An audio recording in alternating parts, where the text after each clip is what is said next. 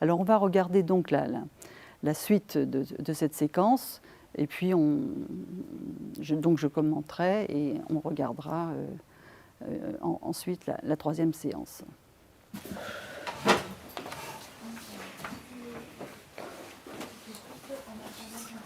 Quand il arrive le matin, je vois un petit peu quelle est l'humeur qu'il aura, s'il est de bonne humeur, s'il est un petit peu fatigué, si la matinée va être très bonne ou pas. Rien qu'à son arrivée, quand il est souriant, quand il est un peu endormi, on sait très bien comment ça va se passer. Et de là va découler la matinée en fait. Et on essaye de le laisser le plus souvent possible en autonomie, mais ce n'est pas simple. Un coloriage, ça va aller 5 minutes, après il faut passer à une autre activité. Donc on essaye d'enchaîner les activités le plus possible. Je suis d'accord. Quel jour sommes-nous aujourd'hui?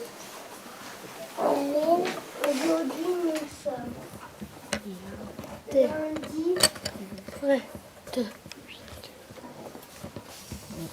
8 juin 2009. Je suis d'accord. Quel jour serons-nous demain? Clara, demain nous sommes mardi 9 mai. Je suis d'accord.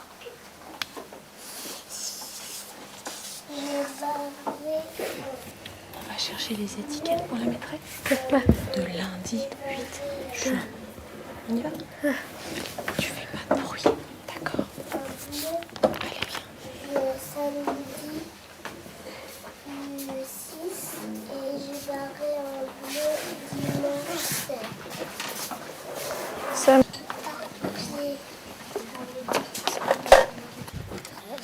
Attends Charlotte, on va attendre qu'Emeric ait fini, viens par là. Est-ce que je peux écrire des mots même si je ne les ai pas écrits encore?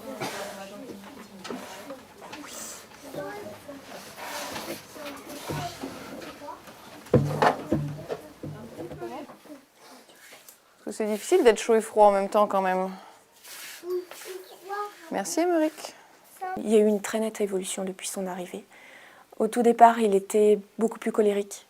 On avait du mal à communiquer, il s'énervait très facilement, il ne tenait pas très bien en place, il fallait des temps de pause très longs. Et maintenant, il arrive à rester assis quasiment toute la matinée. Il se lève très peu, même au niveau de l'écriture, on sent qu'il fait beaucoup d'efforts, il est beaucoup plus souriant.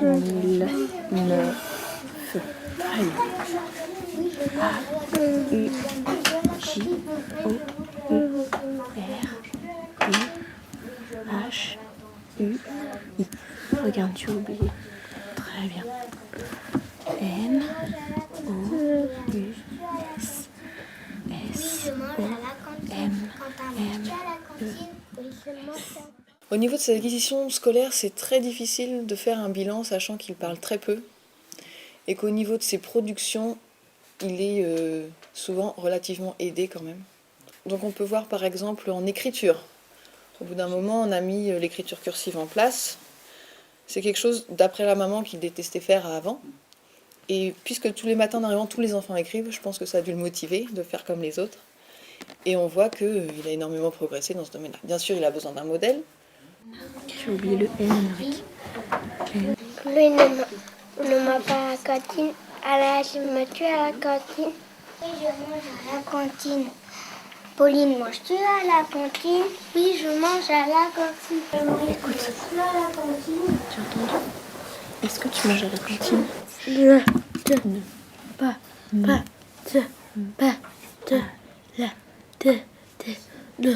demandes à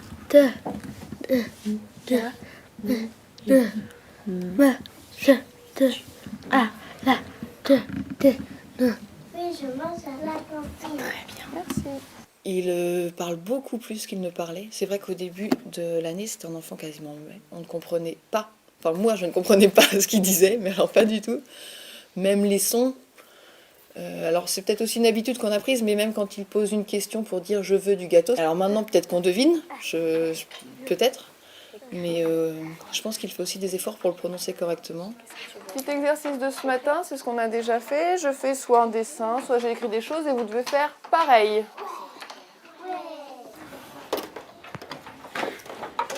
Le premier, c'est facile, mais je vais montrer très vite. faudra bien regarder. Vous aurez le temps d'écrire. Tu regardes la maîtresse, d'accord? Tu vas faire pareil que la maîtresse, d'accord? Tu regardes bien. Tout le monde a ses yeux prêts à regarder l'ardoise. Émeric, tu es prêt? Oui. Hop. Hop.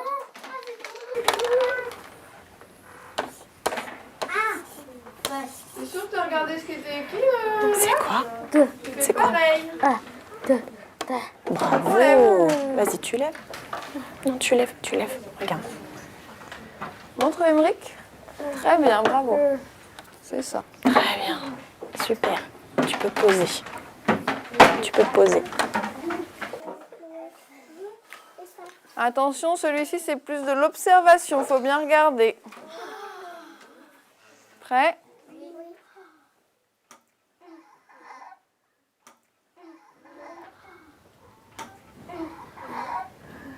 Ah oui, j'ai compris.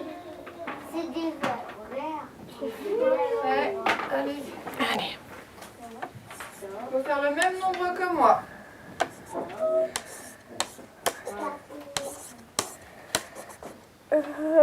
Tu es sûr? Ouais. On va voir. Regardez Émeric.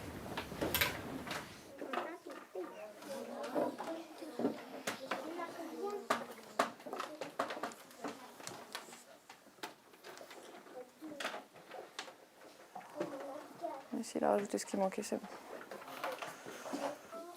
Non. En haut, il y en avait 3. Et en bas, Émeric, combien de points? 2 points. Très bien. Alors là, on le voit en classe avec les autres élèves. Et ce qui attire beaucoup mon attention, parce que je l'ai connu plus jeune, à la maternelle, où il était quand même dans son activité, dans ses préoccupations, mais il ne regardait pas beaucoup les autres, ni l'enseignante. Il fallait vraiment qu'on vienne le chercher, le solliciter. Là, il est attentif, c'est-à-dire il regarde sans arrêt, il regarde les autres élèves, il regarde l'enseignant, l'enseignante. Il comprend que l'enseignante s'adresse à la classe et qu'il fait partie de la classe. Enfin, c'est vraiment, enfin, pour un élève avec autisme, c'est assez surprenant parce que voilà, on pourrait penser que c'est pas possible pour ce genre d'élève. Ben, la preuve. Et l'AVS explique très bien qu'au début, ça a été un petit peu difficile parce que c'est vrai que ce genre d'élèves, il leur faut un certain temps pour prendre leurs repères, pour connaître les professionnels, les élèves, etc. Et donc, ça ne s'est pas très bien passé au début, même si le premier contact avec les professionnels avait été positif, ben, les premières semaines ont été un petit peu difficiles. Et ça, c'est aussi intéressant de l'entendre parce que, encore une fois, on a parfois tendance à conclure un peu trop vite, quoi. C'est-à-dire que si d'emblée l'élève commence à avoir des problèmes de comportement, n'arrive pas à rester assis, parce que c'est vrai qu'elle dit bien qu'il fallait faire des pauses très fréquentes, etc. Eh bien on dit, ben, vous voyez, c'est pas possible, donc il n'a pas sa place, et tout de suite on conclut. Donc là, je pense qu'avec ces élèves, il faut voilà, leur laisser un petit peu le temps. Là aussi, il faut comprendre leurs particularités. C'est pas évident du tout. Voilà, il arrive, il connaît pas l'école, il connaît pas les autres élèves. Il arrive en cours d'année, ben, il lui faut un certain temps pour s'habituer à ce cadre. Et à partir du moment où il a pris ses repères, ben voilà, elle le dit elle-même, il va rester toute la matinée, alors qu'au début, c'était beaucoup plus difficile.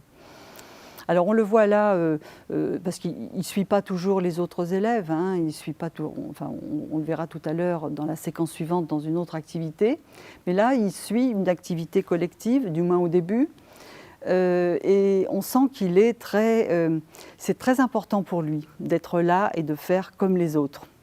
Voilà, alors bien sûr, c'est quand on le connaît et quand on l'observe, ou quand on l'a connu avant, etc., mais ça, c'est très important de le pointer, parce que là, il est en train d'apprendre beaucoup de choses. Il regarde les autres, il fait comme les autres. Elle donne l'exemple à un moment donné de l'écriture. C'est vrai que quand il est arrivé dans cette classe, il avait commencé à apprendre à écrire, mais il écrivait en lettres majuscules. Et la maman avait dit à l'enseignante, attention, voilà, l'écriture, là, en cursive, c'est pas possible, il veut pas, c'est trop difficile, etc. Et l'enseignante, et moi j'ai trouvé ça très, très positif, elle s'est dit après tout, voilà, on va essayer, on verra bien. C'est-à-dire qu'elle a persisté et elle a joué son rôle, parce qu'au fond c'est à elle de prendre des décisions, quoi. Donc elle s'est dit, voilà, il faut essayer. Et ce dont elle s'est aperçue, c'est que finalement, c'était pas si difficile que ça. Bon, bien sûr, il faut lui montrer le modèle, etc. Mais à partir du moment où il a vu les autres élèves écrire, parce qu'il y a une séance d'écriture dans la classe, etc., eh bien, elle explique qu'il s'y est mis et que maintenant, voilà, c'est devenu une habitude. Tous les jours, il écrit. Alors, effectivement, on lui fait un modèle. L'AVS, elle lui dit le nom des lettres, etc. Mais il s'est mis à l'écriture cursive. Et ça, c'est vraiment très, très important. Donc, il y a les compétences scolaires qui se développent. Parce que j'aime pas non plus entendre, surtout quand on pense à ce genre d'élèves, on va le mettre là en classe avec les autres pour le socialiser, quoi. Voilà, j'entends beaucoup, beaucoup ce genre de choses. Ça m'insupporte tout à fait. Quand on va à l'école, c'est pas seulement pour se socialiser, c'est vraiment pour développer des compétences cognitives, vers des acquis scolaires, etc. Et voilà, de toute façon, c'est un enfant qui est entré dans la lecture, dans l'écriture. Alors on voit que l'expression est difficile, hein. De toute façon, il a parlé tardivement, hein. Quand je l'ai connu à 5 ans et demi à la maternelle, il ne parlait pas. Donc c'est grâce à un accompagnement intensif en dehors de l'école qu'on a réussi à lui faire articuler des sons, parce que c'est ça, hein, il ne parle pas vraiment, enfin, la parole n'est absolument pas fluide, mais il est quand même capable de faire des phrases, de comprendre ce qu'il dit, même si, effectivement, il faut s'habituer un petit peu à sa façon de s'exprimer pour comprendre, quoi. Et la maîtresse le dit volontiers, donc elle s'est habituée et elle constate en plus qu'il fait de gros efforts pour s'exprimer. Donc voilà, tout ça c'est extrêmement important. Il est en train d'apprendre plein de choses. Et quand je pense pour ces élèves, pour ces enfants autistes, on fait des groupes d'habileté sociale, où on les réunit entre eux pour développer des compétences sociales, etc. Oui, pourquoi pas, mais franchement, là, au milieu des autres, les compétences sociales, il va les acquérir. Voilà, il n'y aura pas besoin de le faire participer à des groupes comme ça. C'est au milieu des autres qu'on apprend, en regardant. Et justement, il devient attentif à son environnement. Donc c'est extrêmement important, là, ce qui est en train de se passer pour lui, même si, parce que ce qu'il faut aussi faire comprendre, à la fois aux parents, mais aux enseignants surtout, c'est que l'objectif, ce n'est pas d'en faire un élève comme les autres. C'est-à-dire que effectivement, on va le voir dans la séquence suivante, voilà, il y a des choses qu'il ne va pas arriver à faire. Et là, il est dans une classe, il y a un double niveau, c'est CP, CE1. Bon, il y a certaines activités qu'il peut faire avec d'autres pas du tout, d'autres qu'il faut vraiment adapter. Donc, on essaie de le faire apprendre à son rythme, en pratiquant, et là, pour l'enseignante, c'est important aussi d'apprendre à faire ça. C'est une pédagogie un peu individualisée, mais enfin bon, qui repose beaucoup quand même, on va le voir, sur les préparations que la maman fait à domicile. Bon, ça, effectivement, on aimerait que ça se passe autrement. Mais voilà, c'est important de savoir et d'admettre qu'on peut avoir un élève différent dans sa classe et que peu importe qu'à la fin de l'année, il sache faire tout ce que vont faire les autres, quoi. Voilà. La différence, elle reste là, à la fois au niveau physique, au niveau des acquis scolaires, des compétences, etc. L'important, c'est qu'il progresse, hein.